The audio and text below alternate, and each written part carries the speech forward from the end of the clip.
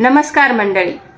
तर आज मी रिंगणात घेतले लग्नाच्या वेळेस अपेक्षा मांडणाऱ्या पोरींना. होय रे, तुमच्या अपेक्षा जरा जमिनीवरच राहू द्या ना.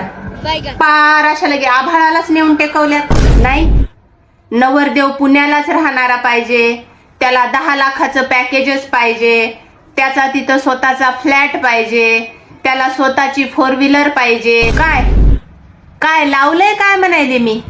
तुम्हाला खांद्यावर घेतलं तर तुम्ही डोसक्यावरच बसायले.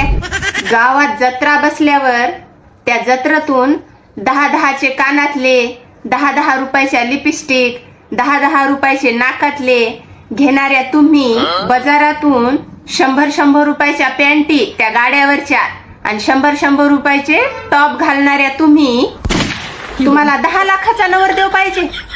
पुन्हा असं बी नाही बॉ की तुम्ही लय शिकलेले आहात.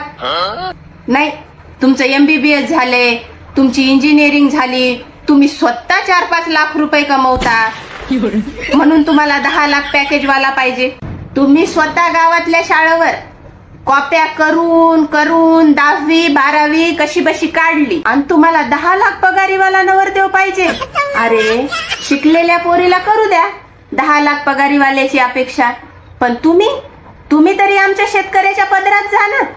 पण नाही, तुम्हाला तर 10 लाखावाला पाहिजे. ते पोरं स्वतः मेहनत करून करून मरायले, तर ओव्हर टाइम करायले तर घर चालवण्यासाठी, आणि तुमच्या अपेक्षा संपन्न झाल्यात.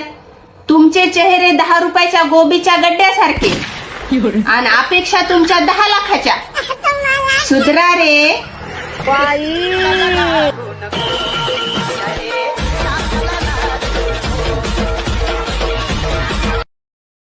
Download ShareChat.